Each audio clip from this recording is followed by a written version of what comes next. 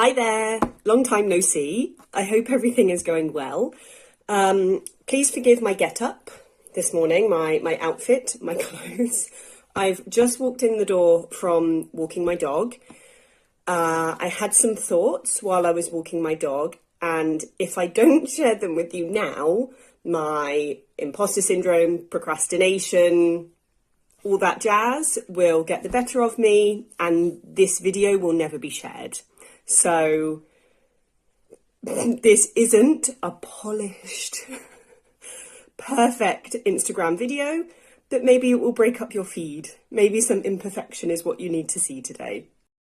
If you've been following me for a while, you'll know that my dog walks are the time when I listen to podcasts, either ones that I'm interested in myself or research for lessons, things that I think my students will enjoy. And this morning I was listening to Women's Hour, the BBC podcast, and one of their most recent episodes with Jacinda Ardern, the ex-Prime Minister of New Zealand. Now, I'm not very familiar with the New Zealand accent. I understand people from New Zealand. I'm able to understand the accent, but there are particular aspects of the accent, especially the vowels, which when I hear them, I have to really concentrate to make sure I interpret the correct word. This is nothing against the New Zealand accent at all. Please don't get me wrong. It is not a criticism of the New Zealand accent. It's a criticism of myself because I haven't exposed myself very much to this particular accent in English.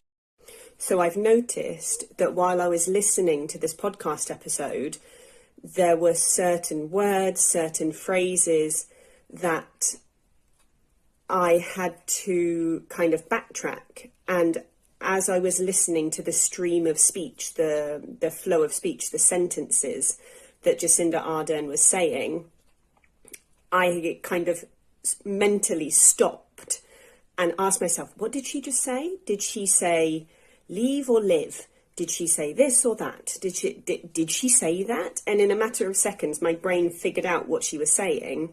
But obviously, while I was concentrating on that, I missed the next thing that she said.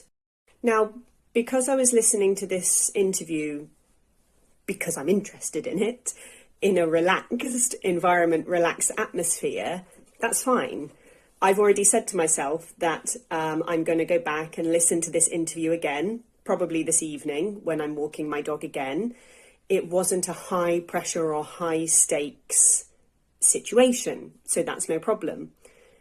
However, if it had been a high stakes situation, like an exam, I could have got quite stressed about the fact that I didn't quite interpret what she was saying. I was missing the next thing that was coming, and I could have got in a bit of a mess. Luckily, that wasn't the situation.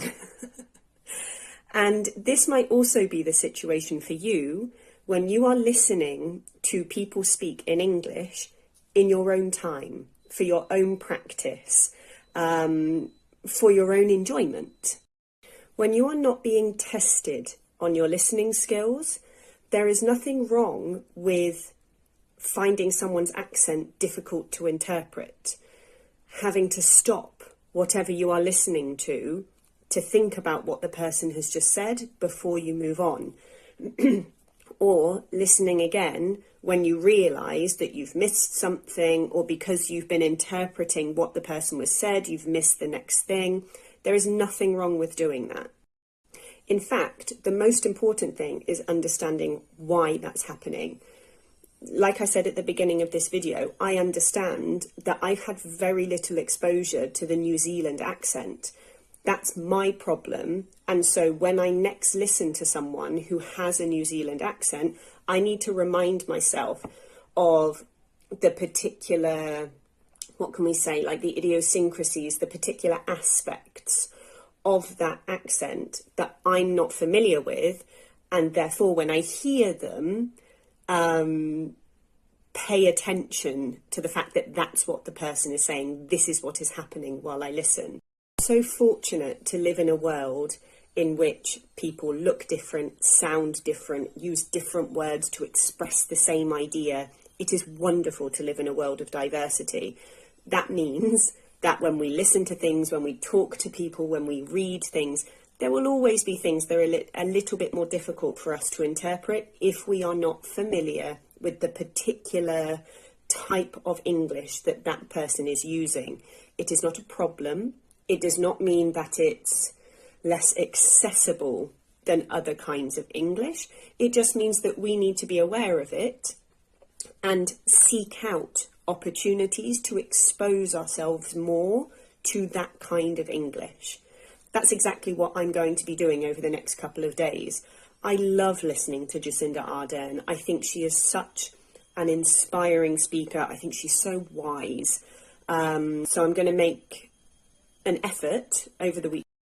I got cut off. So I was saying, I'm going to make an effort over the weekend, over the next couple of days, to listen or watch more of her interviews, more of her speaking, and really tune in to these accent features that tripped me up a little bit while I was listening to the podcast this morning. I'm sharing this because I've had similar conversations with a couple of students over the last couple of weeks. And so I thought it would be useful for someone out there, perhaps.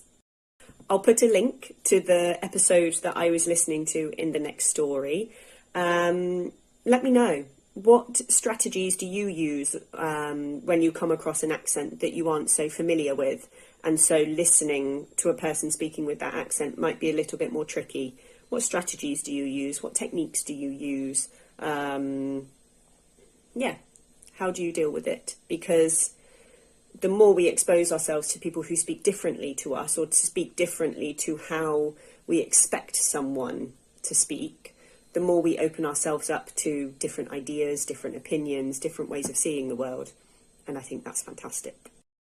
I did also warn you at the beginning of this story that this video was unplanned, spontaneous, so I apologise about the noises from my dog. You can probably hear my washing machine in the background. This isn't a polished video, but life isn't polished. Social media isn't real life. So I hope this gives you a nice dose of reality today. Have a lovely day. See you next time.